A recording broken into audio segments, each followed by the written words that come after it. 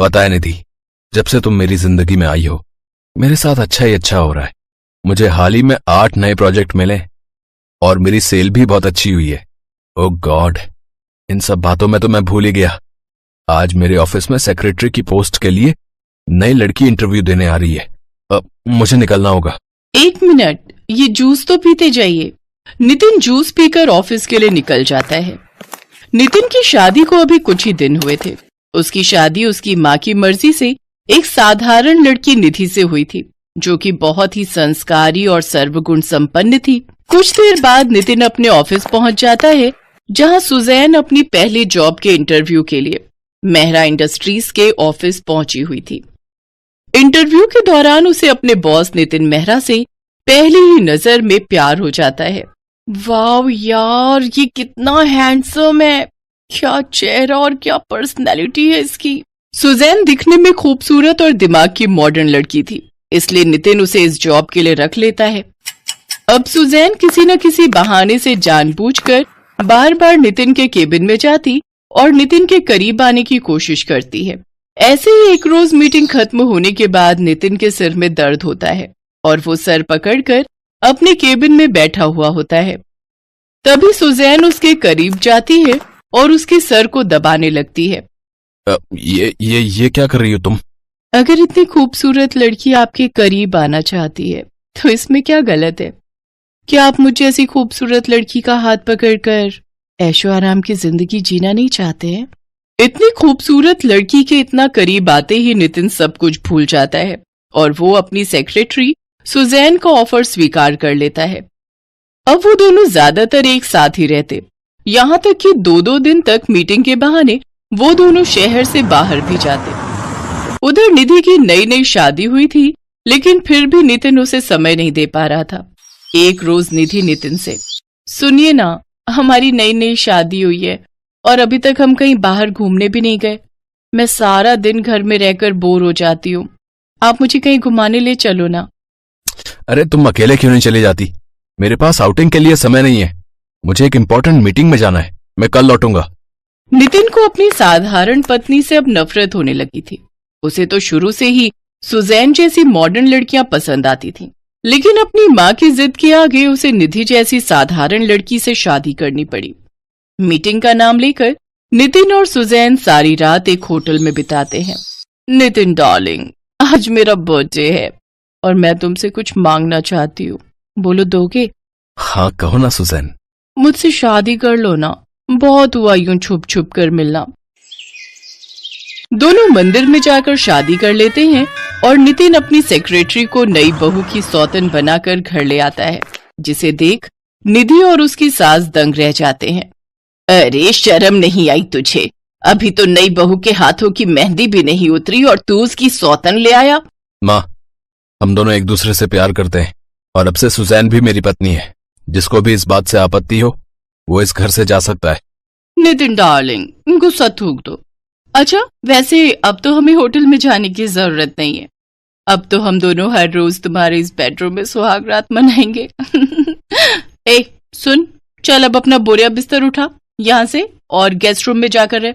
अब से मैं नितिन के साथ उसके कमरे में रहूंगी। निधि को ये सब देखकर बहुत गुस्सा आता है, लेकिन पछतावे के अलावा वो कर भी क्या सकती थी, क्योंकि उसके मायके में भी उसके माता पिता का देहांत हो चुका था और भाभी थी जो उससे ज्यादा लाड नहीं लड़ाती थी। इसलिए उस ससुराल में रहने के अलावा उसके पास कोई चारा नहीं था। निधि जहाँ सारा दिन अपने कमरे में बैठी रोती रहती और घर के कामकाज में लगी रहती, तो वहीं सुजैन नितिन के साथ कभी मूवी तो कभी मॉल जाती। ये सब देखकर नितिन की माँ को भी बहुत बुरा लगता है, लेकिन नितिन किसी की सुनता ही कहाँ था। एक रोज, डोंट वरी डार्लिंग, मैं कुछ ही दिनों में उस नितिन की सारी प्रॉपर्टी अपने नाम करवा लूंगी और फिर उसका मर्डर करके हम दोनों दुबई भाग जाएंगे और वहीं रहकर सेटल हो जाएंगे। उसकी ये सारी बातें निधि अपने फोन में रिकॉर्ड कर लेती है। फिर नितिन और अपनी सास के फोन पर भी वो वीडियो व्हाट्सएप कर देती है, जिसे देखते ही नितिन गुस्से में घर पहुंचता है। डायन, तूने मुझे धोखा दिया है, जानबूझकर मुझे फंसाया है। तू मेरी सारी प्रॉपर्टी लेगी, मेरा खून करवाएगी और दुबई में जाकर बसेगी अपने उस बॉयफ्रेंड के साथ। रुक, तुझे तो मैं अभी दुबई की सैर करवाता हूं। इंस्पेक्टर साहब, अरेस्ट है। नहीं नहीं, मुझे माफ कर दो नितिन, आई एम सॉरी, मुझे अरेस्ट मत करवाओ। ले जाओ इस नागिन को जो मेरे घर को डसने चली थी। सुजैन को जेल हो जाती है और नितिन को भी अपनी गलती का एहसास हो जाता है। वो निधि से माफी मांगता है और अब उसके साथ खुशी खुशी रहने लगता है। शहर की सबसे अमीर औरतों में शुमार कामिनी सक्सेना इतने टेंशन में तो कभी नहीं रहती थी जितनी वो आज थी। उनकी कार तेज गति से सड़क पर भागी जा रही थी और उनका दिमाग डॉक्टर की उस रिपोर्ट पर था जो आज आने वाली थी। क्या होगा उस रिपोर्ट में? कहीं कहीं कोई भारी गड़बड़ी तो नहीं हो गई होगी, और अगर हो गई हो तो आखिर क्या वजह थी कि शिखा ने मुझे फोन पर कुछ भी नहीं बताया। कामिनी ख्यालों की दुनिया में गोते लगाते हुए डॉक्टर शिखा के प्राइवेट हॉस्पिटल में पहुंची। उसने अपने ड्राइवर को हॉस्पिटल के बेसमेंट में कार पार्क करने के लिए कहा और खुद शिखा के चैम्बर की ओर बढ़ चली।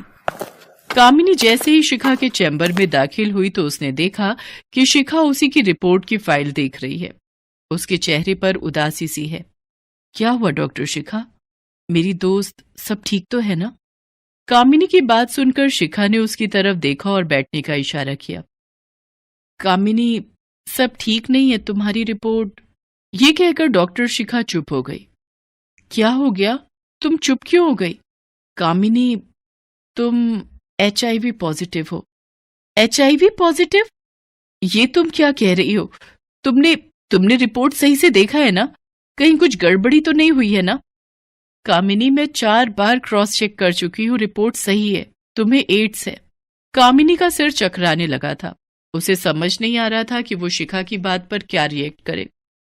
डॉक्टर शिखा और कामिनी गहरे दोस्त भी थे, इसलिए शिखा उसे समझाते हुए बोली, देखो कामिनी, मैं समझ सकती हूँ कि तुम पर क्या बीत रही है, लेकिन सच्चाई से मुंह चुराना सही तो नहीं है। मैंने तो तुम्हें पहले भी आगाह किया था ना। कामिनी ने शिखा की बात को अनमने ढंग से सुना और उसकी चैम्बर से बाहर निकल गई। उसके हाथ और पांव दोनों कांप रहे थे। उसके पास पैसे तो बहुत थे, लेकिन वो करोड़ों खर्च करके इस रिपोर्ट को बदल नहीं सकती थी। कैसे? आखिर कैसे और कब हो गया ये सब? कामिनी को एड्स हो गया था और इसकी जिम्मेदार वो खुद थी। कामिनी एक बहुत ही आजाद ख्याल औरत थी। सक्सेसफुल तो वो थी ही, पैसों की कोई कमी भी नहीं थी, तो उसे लगता था कि दुनिया उसकी मुट्ठी में है। क्या यार शिखा, तू भी ना? अरे शादी करके कोई अपनी जिंदगी खराब करता है क्या? ओए, शादी करने से किसी की जिंदगी खराब नहीं होती, संवर जाती है। तू भी ना यार, तूने कर ली ना शादी, तेरी संवर गई ना, अब मेरे पीछे क्यों पड़ी है? क्योंकि अंकल मेरे पीछे पड़े हैं। उन्होंने कहा कि किसी भी तरह कामिनी को शादी के लिए राजी कर ले, क्योंकि शादी ब्याह भी एक उम्र पर हो जाए तो सही होता है। मुझे शादी करके किसी एक इंसान से नहीं बनना है शिखा। मुझे ऐश करनी है, ऐश। रूटीन खाना मुझे पसंद नहीं। मेरी प्लेट में हर दिन कोई नई डिश चाहिए, कभी बिरयानी तो कभी पुलाव तो कभी कोई डेजर्ट तो कभी कुछ और। समझी डॉक्टर साहिबा? पर तुम्हें पता है ना इसमें खतरा है, कल को कुछ ऊंच नीच हो गई तो। माय डियर फ्रेंड, कामिनी नाम है मेरा, सारी ऊंच नीच को मैं हैंडल कर लूंगी। बहुत पैसा है मेरे पास, बहुत। ये कहकर कामिनी खिलखिलाकर हंस पड़ी। कामिनी जिंदगी को अलग ही नजरिए से देखती थी। उसके कई पुरुषों के साथ संबंध थे और ज्यादातर उसके ऑफिस के ही थे। शादी ब्याह की बात उसके लिए घिसी पिटी बात थी। कामिनी एक ऐसी बॉस थी जो अपने एम्प्लॉय का जजमेंट उसके काम से नहीं करती थी, बल्कि वो उसे कितना खुश कर सकता था उस पर करती थी। ये आप क्या कह रही मैम? वही जो तुम सुन रहे हो। लेकिन मैम। लेकिन वेकिन भूल जाओ। मुझे इससे कोई मतलब नहीं कि तुमने क्या और कितने प्रोजेक्ट किए। मुझे इस बात से मतलब है कि तुम मुझे कितना खुश कर सकते हो। तुम मुझे जितना खुश करोगे, मैं तुम्हें खुश करूंगी। और खुश करने का मतलब पता है ना कैसे खुश करना है? होटल अलका, रूम नंबर 132, याद रहेगा ना? जी, याद रहेगा। होटल अलका का कमरा नंबर 132 कामिनी की फेवरेट जगह थी। वो हर नए ऑफिस स्टाफ को मिलने के लिए यहीं बुलाती थी। मयंक भी डरता हुआ जब उस कमरे में पहुंचा तो उसने देखा कि कामिनी काली ड्रेस पहनकर कमरे में बैठी हुई है। उसके हाथ में शराब से भरी हुई ग्लास है और वो धीरे धीरे कर शराब पी रही है। आ गए तुम? Yes yes ma'am. मैम नहीं, कामिनी। कामिनी नाम है मेरा। जी जी मैम। अरे मैंने बोला ना, कामिनी बोलो। कामिनी। कामिनी। उसके बाद कामिनी ने मयंक को गले से लगा लिया और दोनों एक दूसरे में खो गए। मयंक समेत न जाने कितने ऑफिस स्टाफ का शोषण कामिनी कर चुकी थी। जो लोग अपनी नौकरी बचाना चाहते और प्रमोशन पाना चाहते, उसे कामिनी की बात माननी ही होती और उसे खुश करना होता। और जो कामिनी की बात नहीं मानता। तुम्हें बात समझ नहीं आती राजेश? आई सेट फायर। कल से आने की जरूरत नहीं है। लेकिन मैम मेरी गलती क्या है? गलती वो तुम अपने दिल से पूछो। मैम ये क्या जबरदस्ती है? मैं शादीशुदा हूँ और मैं अपनी पत्नी को बहुत प्यार करता हूँ। तो मैंने कब कहा कि तुम अपनी पत्नी को प्यार मत करो? मैं तो बस इतना चाहती हूं कि थोड़ा प्यार मुझे भी दो। नहीं दे सकते तो मेरे ऑफिस में तुम्हारे लिए कोई जगह नहीं है। मैम प्लीज ऐसा मत करिए। आपको पता है ना मेरी पत्नी कितनी बीमार है। उसका ऑपरेशन होना है और उसमें 3 लाख रुपए लगेंगे। अगर आप नौकरी से निकाल देंगी तो मैं कहां से उसका इलाज करा पाऊंगा? तभी तो कह रही हूं मुझे प्यार दो, फिर पत्नी का इलाज क्या, जो चाहो वो कर पाओगे। लेकिन राजेश ने कामिनी की बात नहीं मानी।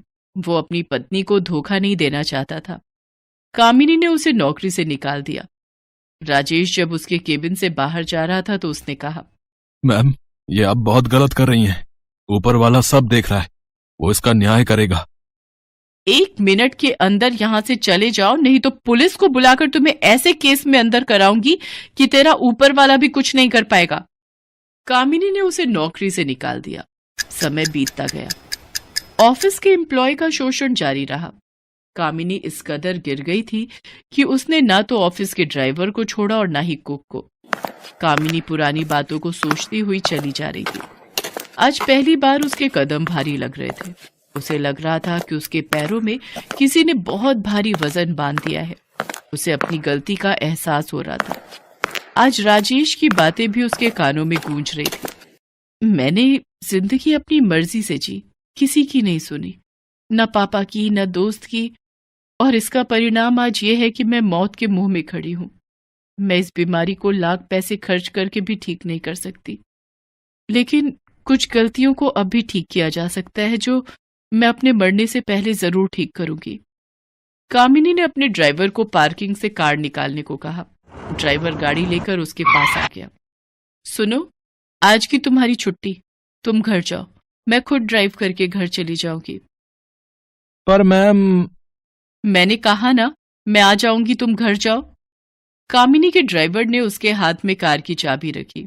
कामिनी ने कार स्टार्ट किया और वहां से निकल गई। उसकी कार बीच सड़क पर तेज गति से भागी जा रही थी। थोड़ी देर बाद उसकी कार एक बहुत ही साधारण से किराए के घर के आगे जाकर रुकी। कामिनी ने दरवाजे की बेल बजाई। दरवाजा राजेश ने खोला। वही राजेश जिसे कामिनी ने नौकरी से निकाल दिया था। मैम आप यहाँ? अंदर आने को नहीं बोलोगे? अरे मैम आइए ना, आप ही का घर है।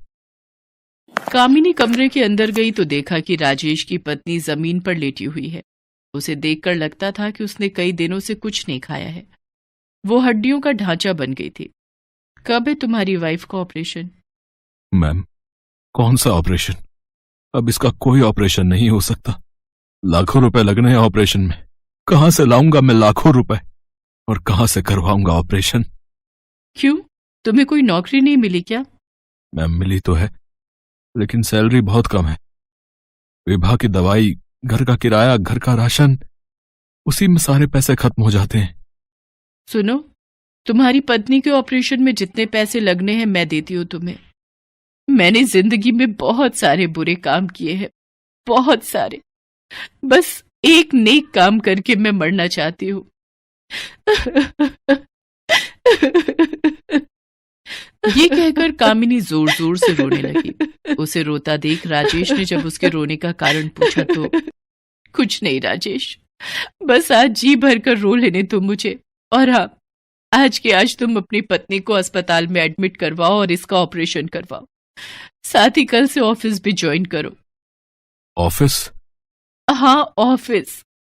मैम, आप तो देवी हैं।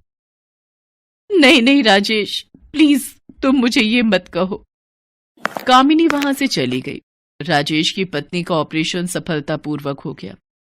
राजेश भी नौकरी पर जाने लगा। वो मैम को शुक्रिया कहना चाहता था, लेकिन कामिनी तो ऑफिस आती ही नहीं थी। जब कामिनी बहुत दिनों तक ऑफिस नहीं आई तो उसने कामिनी के बारे में पता लगाने की कोशिश की, तो उसे पता लगा कि वो तो बहुत बीमार है और अस्पताल में एडमिट है, साथ ही मौत से लड़ रही है। ये सुनकर वो भागा भागा अस्पताल पहुंचा। वहां पहुंचकर उसे सारी सच्चाई का पता लगा तो वो कामिनी मैम को देखकर रोने लगा। मत रो राजेश, मत रो। मैंने एक गलत राह चुनी थी, उस राह पर चलने का फल मुझे मिल गया। कुछ दिनों बाद कामिनी की मौत हो गई। राजेश अब भी उसी ऑफिस में काम करता है। जब भी वो अपनी मैम के केबिन की ओर देखता है, उसे कामिनी की बहुत याद आती है। कामिनी के पिता का उतरा चेहरा देख उसे भी रोना आने लगता है।